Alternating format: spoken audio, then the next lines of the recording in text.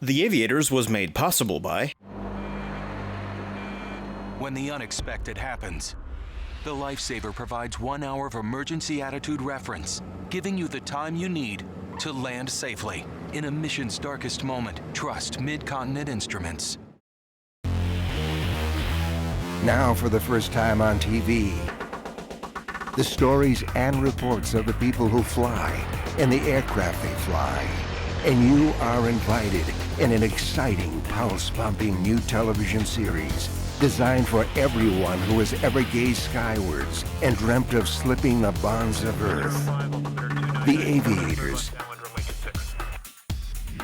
This week on The Aviators, we show you just how simple a typical cross-border flight can be. Okay guys, everything looks good here. We find out all about globetrotting pilot Robert Gannon's around-the-world journey. Amphibs and seaplanes get wet and wild at Sun and Fun Splash-In. And we see how a pilot and his Lake Buccaneer are helping the environment. From the Boundary Bay Airport, this is The Aviators. General aviation pilots in Canada and the United States share the same enjoyment of the freedom of the skies. For the most part, they can head out to their local airfield, jump in their airplane, and fly to wherever they please. A big exception to this is when they have to cross the border into the neighbor's country. For some pilots, the simple thought of crossing the border is horrifying. They have tons of questions running through their head and fear potentially serious consequences. Will I have to file a mountain of paperwork? What happens if I do that wrong? What if the border guards don't like me? Are they going to tear apart and search my airplane? When I cross the border, am I going to be greeted by jet fighters?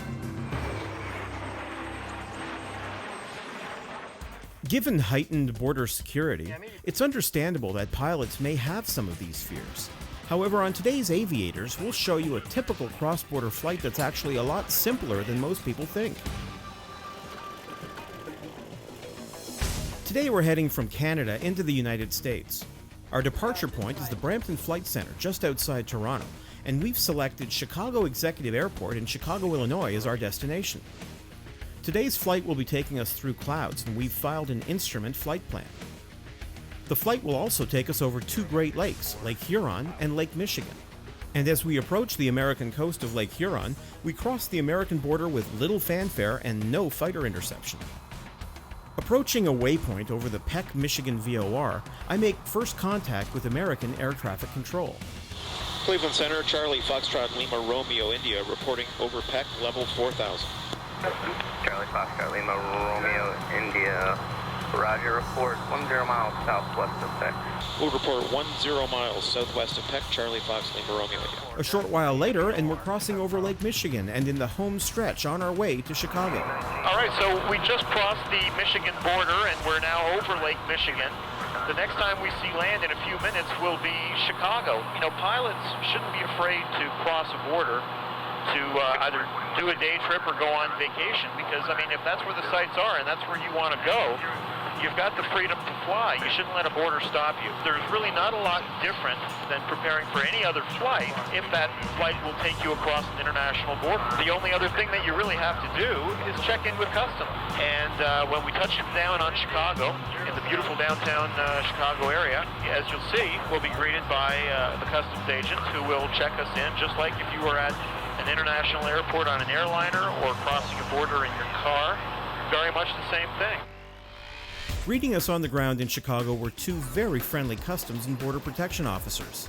Hey guys, welcome to Chicago Executive Airport. Go ahead and step off the airplane and we'll process your arrival. From the aircraft, we headed inside to clear everyone on board. Prior to the flight, I filed with CBP's EAPIS, or Electronic Advanced Passenger Information System. This notifies Customs and Border Protection who will be flying on board the aircraft, what we're carrying, what our exact routing will be, and what type of aircraft we'll be flying in on. I also phoned ahead to the port of entry that we were flying into. You can't just fly into any airport in the US or Canada. When flying into another country, the first airport you touch down at has to be the customs port of entry. What this really means is that there has to be a customs officer there to greet you, such as Officer Brian Bell. Today we have the arrival of an international flight. In the preparation, after the pilot in command files his EAPIS, We'll go ahead and run the names of the passengers and crew against various law enforcement databases. If everything comes back fine, we have no issues. If we have somebody of interest, we may send 2 or 3 officers out to greet the aircraft. Customs paperwork can always make people nervous, but according to Brian, they're there to help, and there's no need to worry if you make an honest mistake. In the event you should make an error in your EAPIS filing, or make a mistake in the entry process, our Customs and Border Protection officers are going to work with you. If it was an honest-to-goodness mistake, we're all human. We make mistakes. Inside the CBP office, Brian and his fellow officer check all of our passports, ask us a few simple questions. Any food, fruits, plants, agricultural products that you brought on the aircraft today? And check my pilot's license and medical certificate to make sure they're current. Okay guys, everything looks good here. We're just going to go outside for a moment and I'm going to do a quick radiation scan of the plane, okay? It's just that simple and easy, and according to Brian, this is how most border crossings go. Each general aviation flight that arrives in the United States and is processed through Customs and Border Protection is treated pretty much the same. We are really focused on not the 99% of the legitimate pilots out there. We're looking for that 1% who has harmful intent or is trying to bring something contrary to law into the United States. I've only had one incident where I've actually had to seize an aircraft. And that was a gentleman who was actually departing the United States, and he was smuggling weapons and gunpowder. He was flying onward to Africa. So we did seize the aircraft, and we actually held it for only about 24 hours because he was the pilot in command, but he wasn't the owner of the aircraft. We didn't feel it was right. We didn't believe that the leaseholder of the aircraft knew the pilot's intentions. So the pilot got in trouble, and the owners got their airplane back.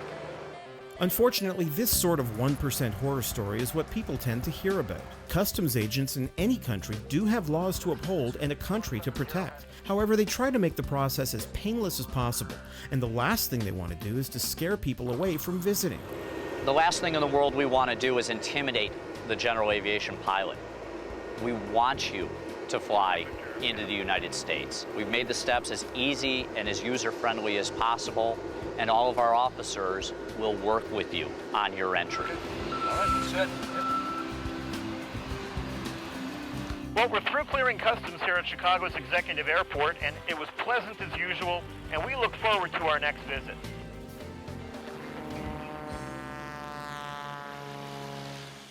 The Aviators, for everyone who has ever gazed skywards. For more information on today's segments, visit www.theaviators.tv.